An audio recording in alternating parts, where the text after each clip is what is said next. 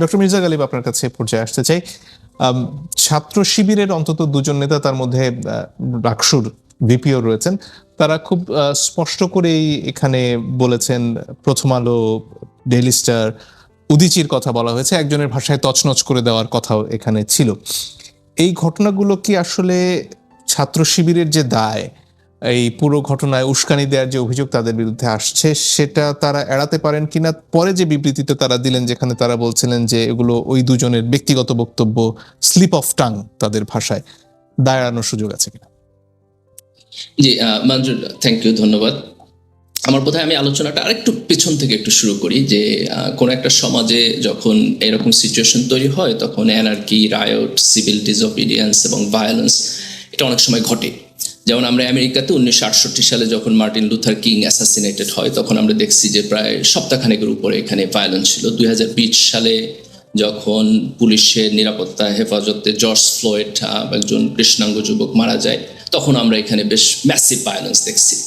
তো জুলাইয়ের মধ্য থেকে উঠে আসা তরুণ নেতা ওসমান হাদিকে যখন আমরা দেখলাম যে প্রকাশ্য দিবালোকে অ্যাসাসিনেশন করা হয়েছে এবং তার খুনিরা ধরা পড়ে নাই, তার মৃত্যু সংবাদ যখন আসছে, তো বাংলাদেশের যে বিক্ষুব্ধ তারুণ্য, যারা গত 15 বছর একটা ফ্যাসিবাদী সরকার ব্যবস্থার মধ্যে নিষ্পেষিত হয়েছে, এটার এগেনস্টে রিভোল্ট করছে, এবং এখনকার সিস্টেম নিয়ে তাদের মধ্যে ডিসস্যাটিসফ্যাকশন আছে, হিউজ ডিসস্যাটিসফ্যাকশন আছে। আইন ঠিক মতো চলতেছে কিনা, বিচার ব্যবস্থা ঠিক মতো চলতেছে কিনা, এই হত্যাকাণ্ডের বিচার তারা পাবে কিনা, এইটার সাথে সরকার জড়িত কিনা, ষড়যন্ত্রকারীরা জড়িত কিনা, এরকম নানান প্রশ্ন আছে। এবং এই প্রশ্নের জায়গা থেকেই এখনকার সময়ে আমরা যেই ঘটনাগুলো, ভায়োলেন্স, ভাঙচুর এবং নিজের হাতে আইন তুলে নেওয়ার অনেকগুলো ঘটনা আমরা দেখছি, এবং তার সর্বশেষ ঘটনা আমরা দেখলাম হচ্ছে প্রথম আলো এবং ডেইলি স্টারের অফিসে যেই ভাঙচুরের জায়গা। তো এখন উদীচী এবং ছায়ানটও আছে, এবং উদীচী এবং ছায়ানটও আছে। তো আমি এটাকে মানে দুইটা কমেন্ট করবো এখানে। প্রথমত, যে এটাকে আমি এই জুলাই গণ অভ্যুত্থানের পরে যেই একটা সিস্টেমের প্রতি অনাস্থার জায়গা থেকে তরুণদের বিক্ষোভ, এই জায়গা থেকে আমি ঘটনাটাকে প্রথমে দেখার চেষ্টা করি। ডক্টর গালিব, সেটা যদি বলেন, এই বিক্ষোভের যে শিকার যাদের হওয়ার কথা, আপনার কথা অনুযায়ী সেটা তো সরকার হওয়ার কথা, সেখানে প্রথম আলো, ডেইলি স্টার কেন চলে আসলো, বা উদীচী, বাম, ছায়ানট কেন আসলো? No, that's a very interesting question, মঞ্জুর। এই তরুণদের ক্ষোভ কোথায়? এই তরুণদের ক্ষোভ হইল আওয়ামী লীগের প্রতি প্রাইমারিলি, যেহেতু আওয়ামী লীগ এই ফ্যাসিবাদী সিস্টেম কন্টিনিউ করছে। তরুণদের ক্ষোভ হইল ভারতীয় আধিপত্যবাদের প্রতি, কারণ তারা আওয়ামী লীগকে দেখছে ভারতের একটা এক্সটেনশন হিসাবে, যে ভারতের প্রত্যক্ষ সহযোগিতায় এই সরকার দাঁড়ায় আছে। এবং তারপরে এদের ক্ষোভ হইল সেই সমস্ত প্রতিষ্ঠানের প্রতি যারা হচ্ছে আপনার এই আওয়ামী লীগের ফ্যাসিবাদের যথেষ্ট প্রতিবাদ করে নাই, এবং ক্ষেত্র বিশেষে আওয়ামী লীগের এই ফ্যাসিবাদকে তারা সাহায্য, সহযোগিতা এবং লেজিটিমেসি দিচ্ছে। এটা আপনি জুলাই গণ অভ্যুত্থানের পরে প্রথম আলো, ডেইলি স্টার কিন্তু প্রথম সংবাদপত্র অফিস না যেখানে আপনার এই বিক্ষুব্ধ তরুণরা ভাঙচুর করছে। আমরা কিন্তু একেবারে জুলাইয়ের পরে ইমিডিয়েটলি। ডক্টর গালিব, আপনার নিশ্চয়ই মনে আছে জুলাইয়ের দিনগুলোতে পত্রিকাগুলো কে কি খবর ছেপেছে, এবং প্রথম আলো, ডেইলি স্টার, নিউ এজের বাইরে যে কেউই সে সময়ে এই মৃতের সংখ্যাগুলো জানাচ্ছিল না, সেটাও নিশ্চয়ই আপনার মনে পড়বে।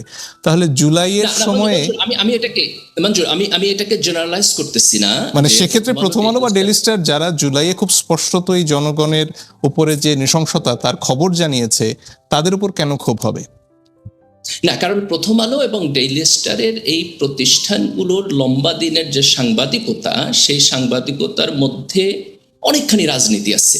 যেমন আমি আপনাকে খুব স্পষ্টভাবে একটা এক্সাম্পল দিই, কিন্তু আমি এটা খুব ক্লিয়ার করতে চাই। আলোচনাগুলো খুব সেন্সিটিভ।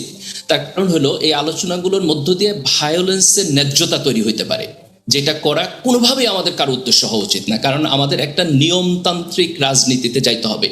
আমরা যদি রাস্তায় দাঁড়াইয়া নিজের হাতে আইন তুলে নিয়ে একটা অনিয়মতান্ত্রিক ভায়োলেন্সের পথে যাইতে শুরু করি, তাহলে এটা আমাদেরকে কোথাও নিয়ে যাবে না। মানে আমার প্রশ্নটা কিন্তু ছিল সেখানেই, যে ছাত্র শিবিরের এই দুই নেতা সেই যে সহিংসতা, সেটাই উস্কে দিয়েছেন কিনা। আমি সেখানে আসবো, কিন্তু তার আগে আমি বলতে চাইতেছি যে এই যে বিক্ষুব্ধ তরুণরা যে সমস্ত জিনিস ভাঙচুর করতেছে অথবা করতে চাইতেছে, এটাকে তারা ফ্যাসিবাদের সাথে কোনো না কোনোভাবে অ্যালাইন্ড হিসাবে দেখে, এবং প্রথম আলো, ডেইলি স্টারকেও দেখে, এবং যে দেখে এই দেখার একটা ন্যায্যতা আছে। এটা আমি একটা উদাহরণ দিই। আপনি জানেন যে কিছুদিন আগে দ্য ডিসেন্ট একটা অ্যানালাইসিস তারা করছে, সেটা হলো যে প্রথম আলো কিভাবে বিভিন্ন রাজনৈতিক গ্রুপের ভায়োলেন্সকে তার সাংবাদিকতায় তুলে ধরে, এবং সেখানে তারা খুব ক্লিয়ারলি দেখাইছে যে এই ভায়োলেন্স যখন আওয়ামী লীগের দিক থেকে করা হয় তখন তারা একটা নিউট্রাল ভূমিকা নেয়, তারা বলে এটা ভায়োলেন্স, থার্ড পার্সনে বলে। কিন্তু এটা যখন বিএনপি জামাতের দিক থেকে হয় তখন তারা খুব ফার্স্ট পার্সনে বিএনপি এবং জামাতকে অ্যাকিউজ করে। তো এই যে একটা রাজনীতি, এই রাজনীতি একটা বিশাল অংশের মানুষকে বিক্ষুব্ধ করে তোলে। সেই বিক্ষুব্ধতার কারণে ডক্টর গালিব, এই এই আলোচনা তো নিশ্চয়ই করতে পারেন, কিন্তু আপনার কাছে আমার প্রশ্ন খুব সুনির্দিষ্ট। সেটা হচ্ছে এই যে ছাত্র শিবিরের দুজন নেতা, তারা যে কাজটি করেছেন, যে বক্তব্য দিয়েছেন, তা দিয়ে তারা আসলে সহিংসতায় উস্কানি দিয়েছেন কিনা? না, আমি মাত্র আমি খুব ক্লিয়ারলি আপনার কোশ্চেনে আসবে, কিন্তু আমি যদি ব্যাকগ্রাউন্ডটা ছাড়া কোশ্চেনের উত্তরে যাই তাহলে কোশ্চেনের উত্তরটা আপনার রেলেভেন্ট হবে না। আমি জাস্ট ব্যাকগ্রাউন্ডটা এই কারণে বলতেছি যে এই ক্ষোভ, আমার মনে হয় ব্যাকগ্রাউন্ডটা বলা হয়ে গেছে এরই মধ্যে, তাই না?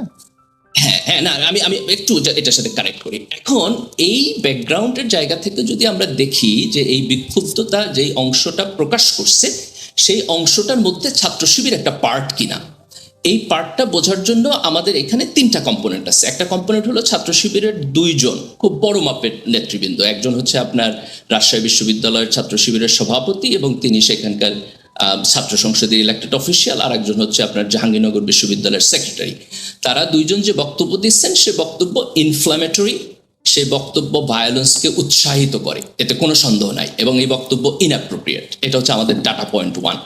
ডাটা পয়েন্ট 2 হলো ছাত্র শিবিরের কেন্দ্রীয় পর্যায় থেকে তারা এই বক্তব্যের জন্য দুঃখ প্রকাশ করেন নাই, কিন্তু তারা বলছেন এটা স্লিপ অফ টাং, এটা ভুল হয়ে গেছে, এটার পক্ষে দাঁড়ান নাই। তো পক্ষে না দাঁড়ানো ভালো, কিন্তু দায় দায়িত্ব নিতে হবে এবং দুঃখ প্রকাশ করতে হবে। এটা হচ্ছে আমাদের ডাটা পয়েন্ট 2।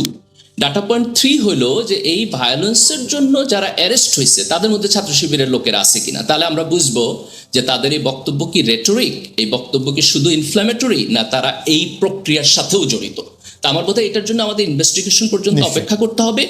কিন্তু এখন পর্যন্ত আমি ক্লিয়ারলি আপনার সাথে অ্যাগ্রি করি যে ছাত্র শিবিরের যে দুইজন নেতা এই বক্তব্য দিচ্ছেন তাদের এই বক্তব্য ইনফ্ল্যামেটরি, ইনঅ্যাপ্রোপ্রিয়েট, এবং ছাত্র শিবিরকে অতি দ্রুত এই জিনিসটাকে ডাবল চেক করা উচিত। দেখেন, আমরা তরুণদের বিক্ষুব্ধতার আমি বলতেছি সামাজিকভাবে যে কেন ওই বিক্ষুব্ধতাটা তৈরি হচ্ছে, কিন্তু এই বিক্ষুব্ধতা, আমি একটা মিনিট শেষ করি, যদি একটা অনিয়ন্ত্রিত রাজনীতি তৈরি করে সেই রাজনীতি আমাদের জন্য ভালো হবে না। আমরা মুক্তিযুদ্ধের পরে কিন্তু এরকম একটা রাজনীতি জাসদের হাতে দেখছি, এবং সেই ডক্টর গালিব, আপনার কাছে এই যে গণমাধ্যমের খবর অনুযায়ী ওসমান হাদির হত্যাকারীরা ভারতে পালিয়ে গেল, সেক্ষেত্রে আসলে সরকারের কি কি করণীয় আছে? প্রথমত স্বাভাবিকভাবে প্রশ্ন জাগে যে তারা কিভাবে পালাতে পারলেন, কিন্তু কূটনৈতিক পর্যায়ে আসলে আপনি কিছু করার দেখেন? আমার বোধ হয় যে কূটনৈতিক পর্যায়ে ভারতের সাথে আমাদের একটা আলাপ আলোচনা এবং সম্পর্ক বিল্ড আপের জন্য আমাদের কাজ শুরু করতে হবে, এবং এইখানে ভারতের একটা বড় দায়িত্ব আছে। সেটা হলো যে বিগত সময়ে তারা বাংলাদেশের জনগণ, বিভিন্ন রাজনৈতিক দল এদেরকে ইগনোর করে যেরকম একটা স্পেসিফিক পলিটিক্যাল পার্টির সাথে সম্পর্ক তৈরি করছে, এবং সেই পলিটিক্যাল পার্টির যেই ফ্যাসিস্ট রুল এটা তো শেষ পর্যন্ত টিকে নাই। এখন সেইখান থেকে ভারতের মুভ অন করতে হবে। তো ভারত যদি মুভ অন করে বাংলাদেশের সাথে একটা সম্পর্ক তৈরি করতে ইন্টারেস্টেড না হয় তাহলে তো আমরা এটা রিভিল করতে পারবো না। আমাদের দিক থেকে দুইটা কাজ করতে হবে। একটা কাজ হলো যে ভারতকে খুব স্ট্রেইট ফরওয়ার্ডলি আমাদেরকে এনশিওর করতে হবে যে আমরা বাংলাদেশের মাটি কখনোই ভারতের আভ্যন্তরীণ রাজনীতিতে হস্তক্ষেপ করার জন্য ব্যবহার করব না। এই ব্যাপারে আমাদের একটা ন্যাশনাল কনসেনসাস থাকা উচিত, এবং 7 সিস্টার্স ইত্যাদি যে সমস্ত পলিটিক্যাল ইস্যু আছে এগুলো যেন আমরা রাজনীতিতে এবং গভর্নমেন্টের পক্ষ থেকে কোনো ইনফ্ল্যামেটরি ল্যাঙ্গুয়েজ হিসেবে যেন ব্যবহার না করি। ভারতের আভ্যন্তরীণ কাজ ভারতের আভ্যন্তরীণ কাজ। এই জায়গাটাতে আমরা যদি আমাদের পজিশন ক্লিয়ার করে তারপর আমরা খুব ক্লিয়ারলি ভারতের সাথে কোনো নতজানু রাজনীতি করা যাবে না, পররাষ্ট্রনীতি থাকা যাবে না, খুব স্পষ্টভাবে বলতে হবে যে আমাদের আভ্যন্তরীণ রাজনীতিতে আমরা তাদের হস্তক্ষেপ চাই না। বাংলাদেশের জনগণের সাথে তাদের একটা দীর্ঘমেয়াদী সম্পর্ক তৈরি করতে হবে, কোনো স্পেসিফিক পলিটিক্যাল পার্টির সাথে না, এবং সেই জায়গায় আমাদের কোঅপারেশন থাকবে। এখন দেখেন, এই স্পেসিফিক ইস্যুতে যখন জনগণ দেখতেছে, যে কারণে আমি আগে ক্ষোভের কথা বলছি, দেখেন জনগণ দেখতেছে এখানে শেখ হাসিনার একটা ফ্যাসিস্ট রুল ছিল, সে পালায় কোথায় চলে গেছে? ভারতে চলে গেছে। ভারত তাকে হচ্ছে আপনার রাজনৈতিক আশ্রয় দিল। জনগণ দেখলো যে প্রকাশ্য দেবালোকে শরীফ ওসমান হাদিকে অ্যাসাসিনেট করা হয়েছে, যারা করছে তারা ছাত্রলীগের রাজনীতির সাথে জড়িত, এবং তারা পলাতক হয়ে কোথায় চলে গেছে? ভারতে। এটা সত্য যে আমরা পুলিশের মারফতে এখনো জানি না যেটা ট্রু কিনা, কিন্তু পাবলিক পারসেপশন তৈরি হয়ে গেছে, তাই না? তো এই পাবলিক পারসেপশনে কিন্তু আমাদের একটা খুব স্ট্রং অ্যান্টাই ইন্ডিয়ান আধিপত্যবাদ বিরোধী একটা রাজনৈতিক পারসেপশন এখানে তৈরি করছে, মাইন্ডসেট, পপুলার ওপিনিয়ন তৈরি করছে। তো এইটাকে আমাদেরকে প্রপারলি নেভিগেট করতে হবে, এবং আমি মনে করি যে সরকারের দিক থেকে একটা সম্পর্ক বিল্ড আপ এবং আলাপ আলোচনা শুরু করা উচিত। প্রবলেমটা হয়ে গেছে যে অন্তর্বর্তী সরকারের জন্য এটা অত্যন্ত কঠিন, কারণ ভারতের দিক থেকে মনে করা হবে যে এটা একটা টেম্পোরারি গভর্নমেন্ট, কয়দিন থাকবে, তাদের সাথে কথা বলে কি লাভ। তো সেই জায়গা থেকে আমার বোধ হয় যে আমরা যদি গণতান্ত্রিক নির্বাচনের মধ্য দিয়ে একটা গণতান্ত্রিক পিরিয়ডে যাইতে পারি এবং পরবর্তী গণতান্ত্রিক সরকার এই আলাপ আলোচনাটা শুরু করে, তাহলে বোধহয় আমরা এই পিরিয়ডটা অতিক্রম করে একটা স্ট্যাবল ভালো জায়গায় গিয়ে দাঁড়াতে পারবো। ধন্যবাদ।